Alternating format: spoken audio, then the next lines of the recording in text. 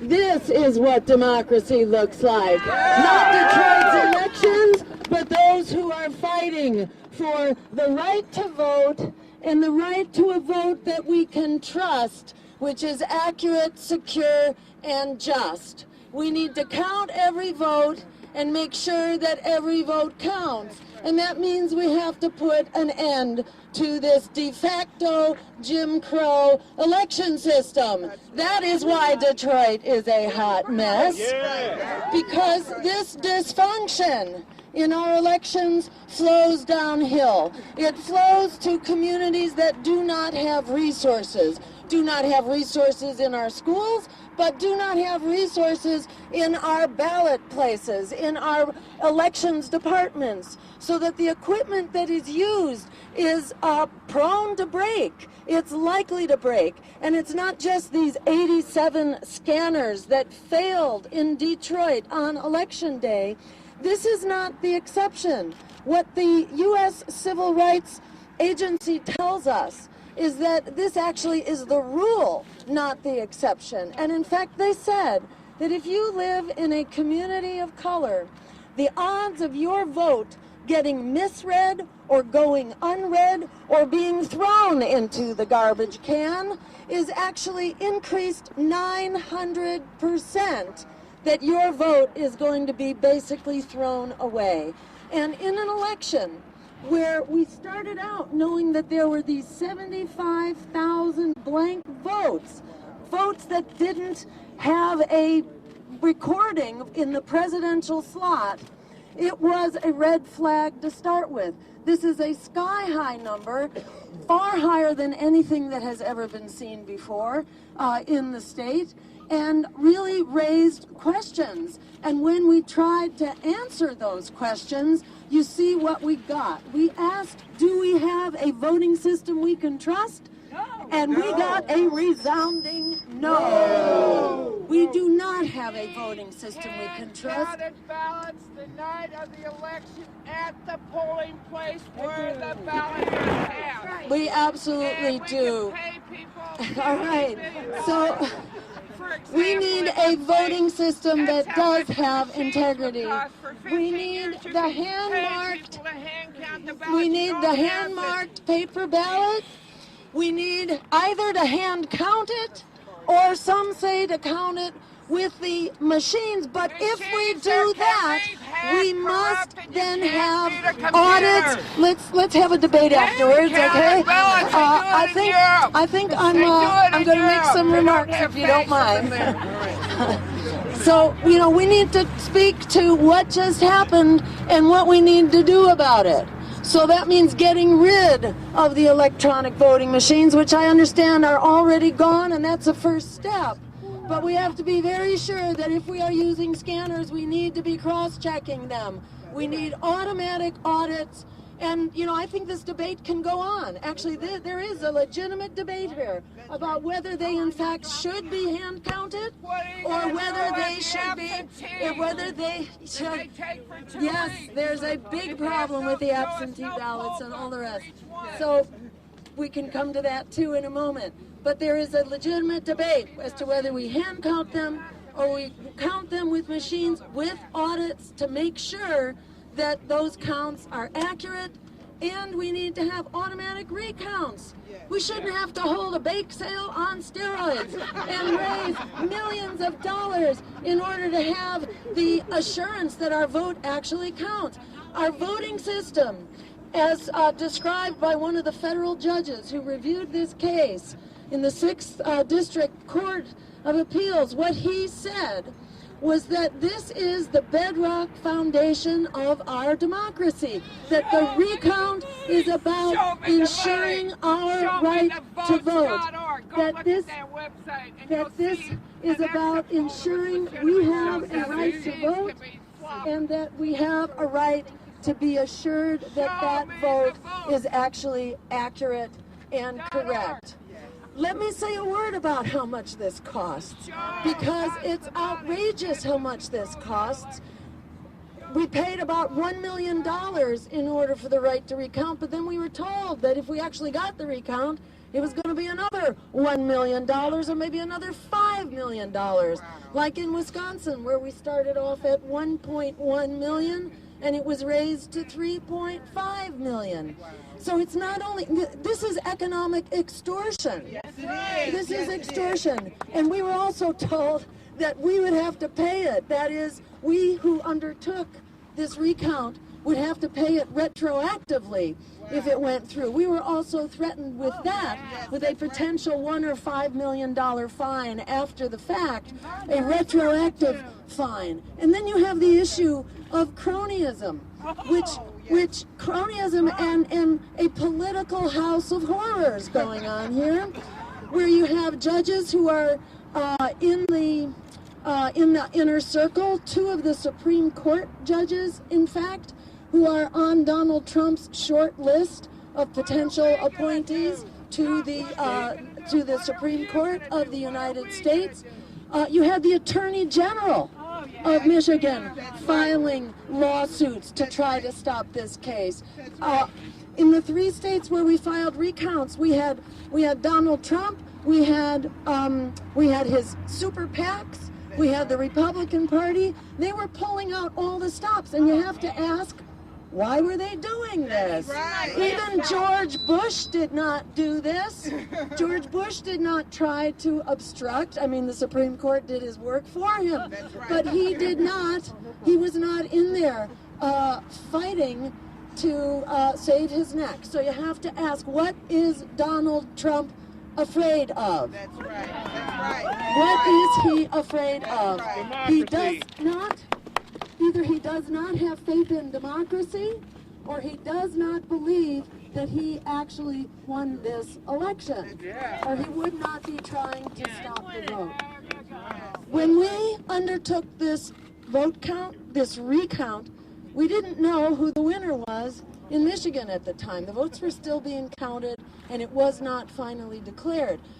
We didn't launch this recount in order to help one candidate or hurt another candidate. This is about helping voters. Helping voters have an election system we can believe in. About 43% of eligible voters decided not to vote in this election. This is a national shame and a scam, let me say. A national shame and a scam that we do not have enough confidence in our vote to actually bring people out to vote. So this is something that we're doing for everyone, and we're not just saying that this is all to blame on the Republicans, because if you look at what happened in the Democratic primary, there's plenty to be worried about there as well.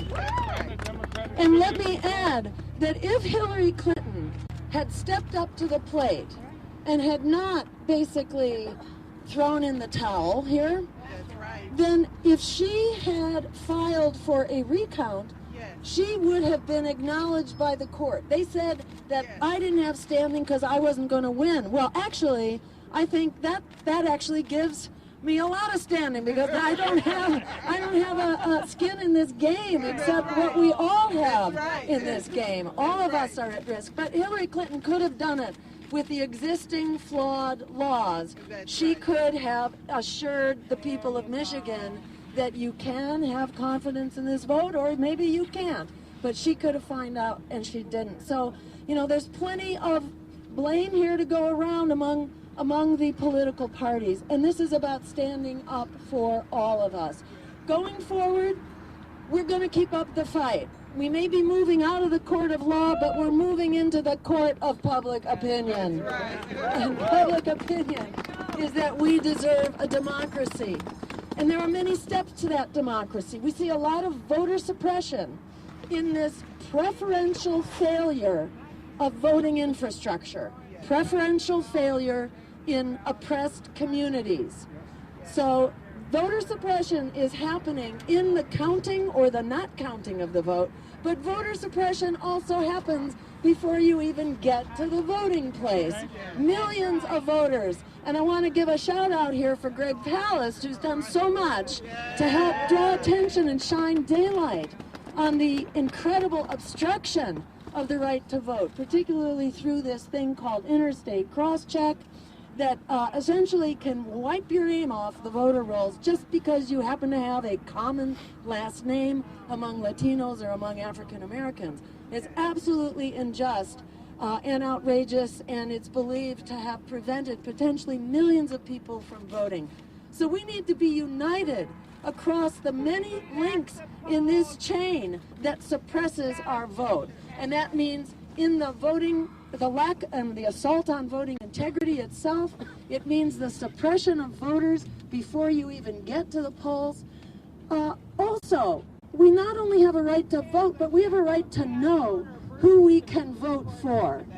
In this election, most people were voting against the candidate they hated the most, and against the candidate they were most afraid of, instead of for the candidate that they truly believed in. And a lot of that has to do with not knowing, a lot of that is not knowing who you can vote for. People were screaming for more voices and more choices, and they were prevented from learning about them, especially in the debates. We need a People's Commission on presidential debates, not this corporate Democratic Republican Commission on presidential debates.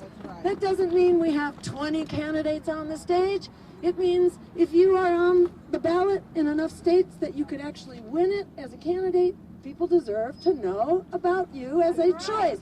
That would have meant 4 candidates in this race, not 2. It would have meant a real debate about what wages ought to be, that wages should be a living wage, a minimum of $15 an hour, not this $12 an hour that sometimes Hillary advocates for.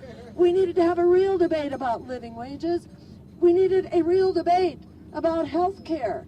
And it's not about how do we privatize it, it's about how do we ensure it for everyone as a human right through Medicare for all. The only way we get to health care for everyone, and it doesn't cost us any more money. The American people deserve to know about that.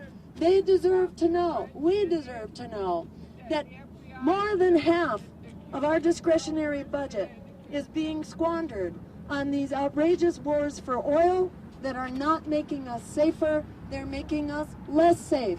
They're creating failed states, mass refugee migrations, and worse terrorist threats. Did you hear that debated in our 2-party presidential debates? No way. Were you aware that almost half of your income taxes are being spent on exactly those wars? No. Most people don't know that. But this is true, and this is why, you know, we need a new kind of foreign policy based on international law, human rights. That is the road to security, and through diplomacy, not through massive economic and military muscle flexing and oppression. So there's a way forward, but we got to be able to discuss it if we're ever going to fix it. So we deserve those open debates. That is a 3rd pillar of how we need to move forward. And a 4th pillar is that a lot of people were voting out of fear. They were voting for the lesser evil because they were just too worried about the person they didn't want to get in office, whether that was Donald Trump or Hillary Clinton. I mean, there was fear all around.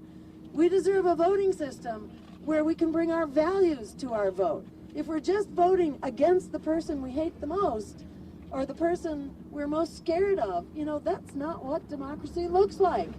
Democracy needs an affirmative agenda. It needs vision, it needs values, it needs a moral compass. We are that moral compass. We deserve to liberate our votes so that we can vote for the greater good, not for the lesser evil. Voting for the lesser evil is a lose-lose proposition, and we're on a sinking ship on this course, but we can liberate our votes doing what the state of Maine did. They enacted ranked choice voting through a voter referendum during this election. That means, that means you go to the polls and you can rank your choices. You can vote for an underdog that you believe in, because if your first choice loses, your vote is automatically reassigned to your second choice. So you never have to worry about inadvertently helping a candidate that you are really scared of and that you don't want to get into office. You can actually control how your vote is used through ranked choice voting. So this is just to make the point that we can fix this broken system. And I want to salute everyone here that was a part of this valiant, principled, and courageous fight that will go on. If not in the court of law, here in the court of public opinion, we are going to stick together. We're going to fight for these election reforms. And in the state of New Mexico, for example, in 2004, they were blocked in the courts. They tried to do a recount and they were stopped. But instead they pushed ahead and they were able to pass the laws to change their voting system so that they can actually have confidence in their vote. They have automatic recounts and they have paper ballots, and they do have auditing to ensure that. So we can keep going here. We are not stopping. What we have brought to light is how this system is a hot mess, as Anita said. So we are not going to stand for it. We are going to work harder and stronger and more courageously until we prevail. Thank you all so much for being a part of this. We are continuing together. We are unstoppable. Thank you so much. We'll take a few questions from the press in the next 9 minutes or so.